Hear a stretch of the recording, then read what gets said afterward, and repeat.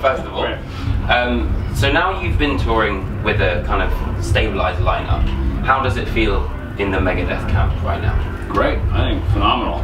It's, you know, it takes a while to just get things to gel, you know, and we didn't really even all play together until about 4 months after the record was done in July of 2015. We fired one show off up in Canada, and it was kind of like, all right. We went to China. It's like, I hope this works because we're committed now, you know. And we did the one show in Canada, in Quebec. It was phenomenal. 17,000 people. Yeah. It was like huge. Wow. Like my first show. Go big or go home. Yeah. Trial by fire. You know, and then obviously with Dirk coming in. I mean, Chris, we knew was only going to be able to be here for a while because he's a Lamb of God, and it was great to have him and play with him while we could. But he always said, "Boy, if anybody would replace me, it would be Dirk." You know, so we're like, "Okay, Dirk's in." You know.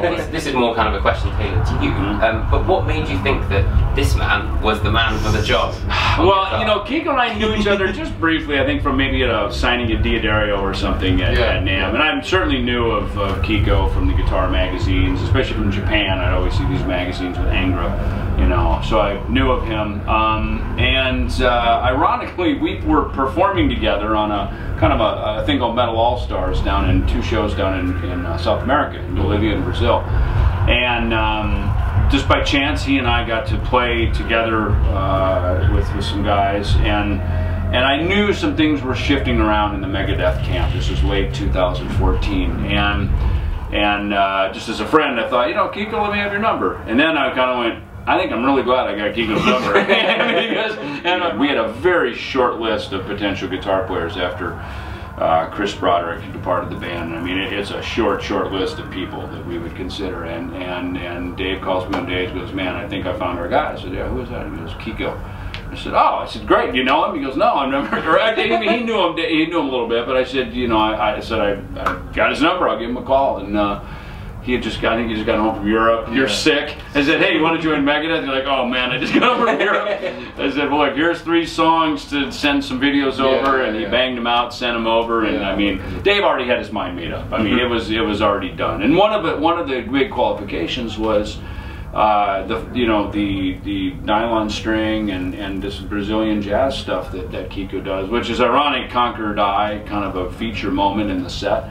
And you know, those as well as other things that musically that Kiko brought to the band. But you know, walking away from it, I remember when Dave called me and he said, he goes, after Dystopia was done, he goes, "Man, I really feel like I have a guitar partner in the band again," you know, which I think speaks very highly to Kiko's what he brings to the table.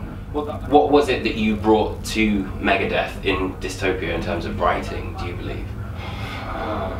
Well, as David said about the acoustic guitar or the piano part, or just being there, it was very fresh for me. I just joined the band. I was already in the studio learning the riffs, learning the parts, before doing any show, before really meeting the fans, you know, right? Because I think that makes a big difference when you know, shake hands with the fans and tour, and then you understand better the band and the fans and the legacy, you know.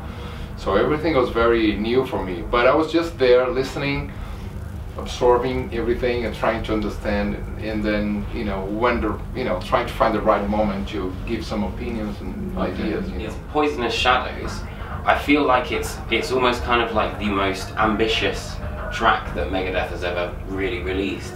Was that something, you know, that you wanted to have a full orchestra and things like that, or was it quite an organic sort of thing? That wasn't a song that was written. I mean, that hadn't been sitting around. I mean, that really got composed largely in the studio, I think, for you know, during the recording. And I think the development of the arrangement sort of it happened. It built as we were in there doing it, and that was kind of the beauty of that song. Okay. Yeah. So, what for the two of you does Dystopia stand for? The album itself.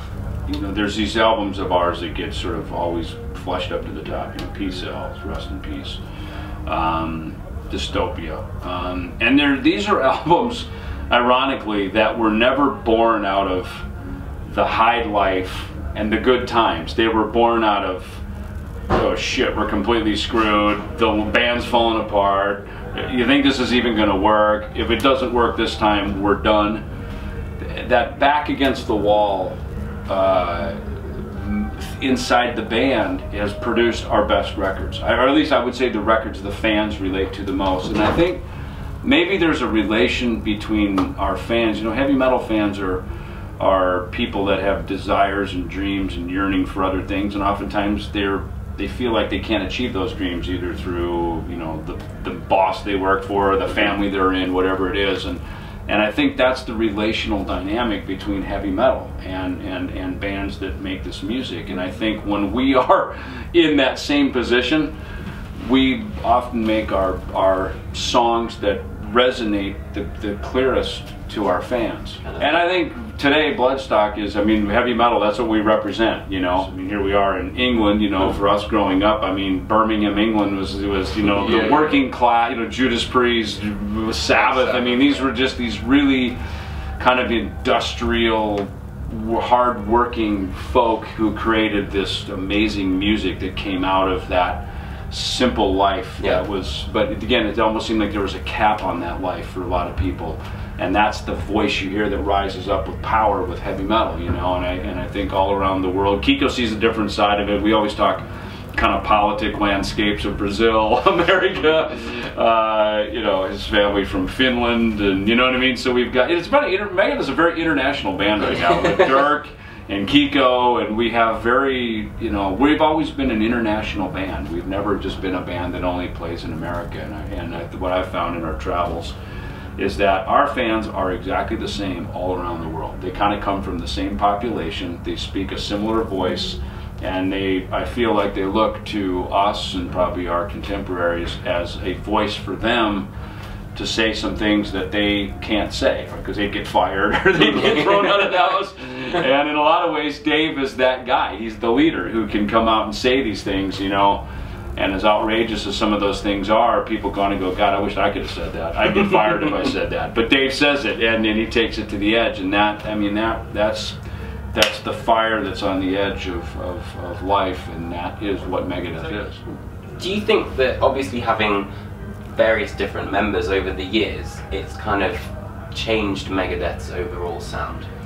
It has. I mean, you can hear it in the record, yet at the same time, there's this consistent theme, you know. And certainly part of that is the rhythm guitar playing of Dave, you know. And certainly as a guitarist plays a solo, you can hear that voice. You know, the rhythm sections have changed. I had noticed when Dave and I started playing together again in 2010, when I went over to the studio and we fired up Symphony of Destruction, Dave and I playing together is a sound, you know, that was just, I mean, right there, Sean Drover looks over at me and goes, dude, this is awesome. You know, like, wow, there it is. There's that. So, you know, guys that play together, you get a chemistry, you know. My bass tone, the riffs, the bass parts of Megadeth, I mean, we developed those together as a team since 1983, you know. And I think there's a fun moment when it was just me and Dave in the studio recording bass on Dystopia. I was probably ever in the first album ever in the history of the world where bass is recorded to a click. Like, you know, like just me and Dave sitting there, and Dave's engineering, and we're going over parts.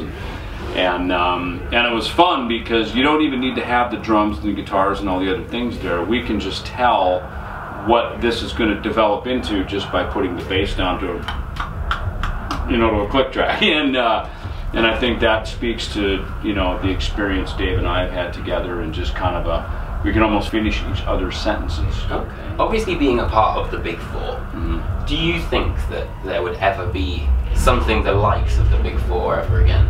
Well, I hope so. I mean, I think the fans hope so. I think the bands even hope so. But it was kind of funny. That was just a moment in time that really connected. And, you know, thank goodness we did it, because I think thrash metal needed it to kind of unite everybody together. And, you know, there's our generation of the Big Four. Then there's this generation that came later with the, you know, Lamb of Gods, and, you know, their generation when they grew up. And I think in a lot of ways the Big Four kind of solidified that thrash metal is a legitimate genre. And it's the fans know that, but I think to the rest of the world it finally said, hey, here it is. And I think we're one of the only genres where there's 4 bands still alive and doing it that are all doing it together. I mean, you know, a lot of the old hippie bands have died off. The jam bands aren't all together. You know, I mean, maybe there's the Stones and the Who, but you know, the Beatles aren't in there, and you know what I mean. So I mean, here we are, the 4 bands from the same, you know, lifetime that are all still out doing it. It's a pretty cool testimony to the genre. Fantastic. Well, I wish you all the luck with your performance tonight at Dystopia. Yeah. And thank you ever so much for having a chat.